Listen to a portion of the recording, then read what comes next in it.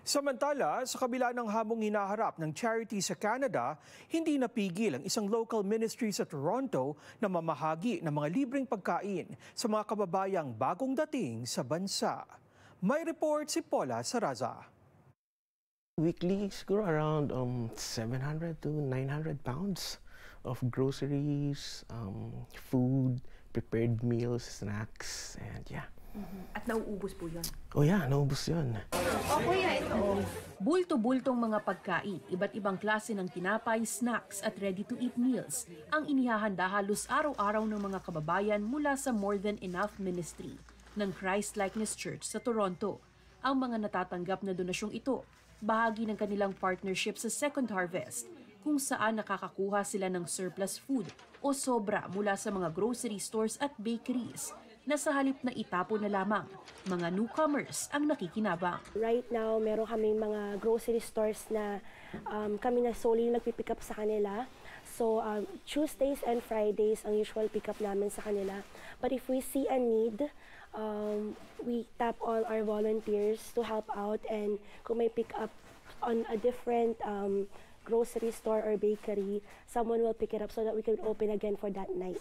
Bagamat halos 4 na taon na ang kanilang initiative, nito lamang katapusan ng 2023 nila sinubukang buksan ang kanilang ministry para sa mga bagong dating sa Canada, kung saan mas nasaksihan ang malaking pangangailangan ng komunidad sa mga libreng suporta. Tinry ko kasi mag-post noon sa Filipino group ng free food, and during that first posting, ang daming nag-message sa akin.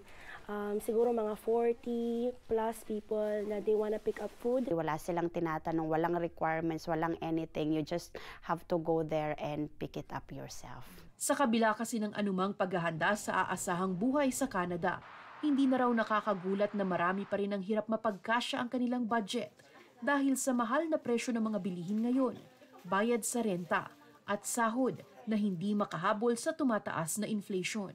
Kaya kahit pa halos puro tinapay ang kanilang naipamimigay, malaking tulong pa rin ito para sa mga kababayang may limitadong budget. Malaking tipid po talaga, ma'am. Kasi actually, yung pagpunta nga namin dito, nilakad lang namin.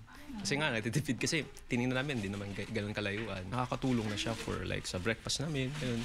At saka sa pangbaon sa school.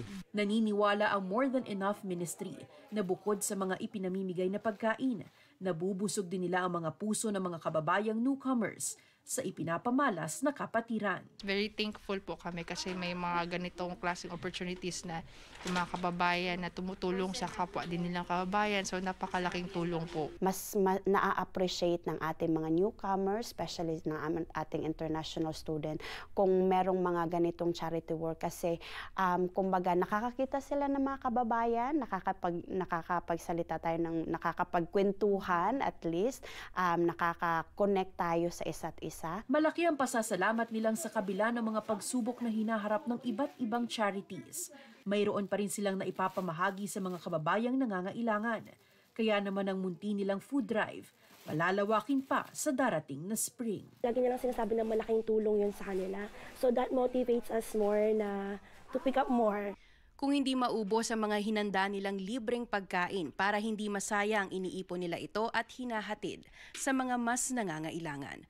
Paula Saraza, Omni News, Toronto.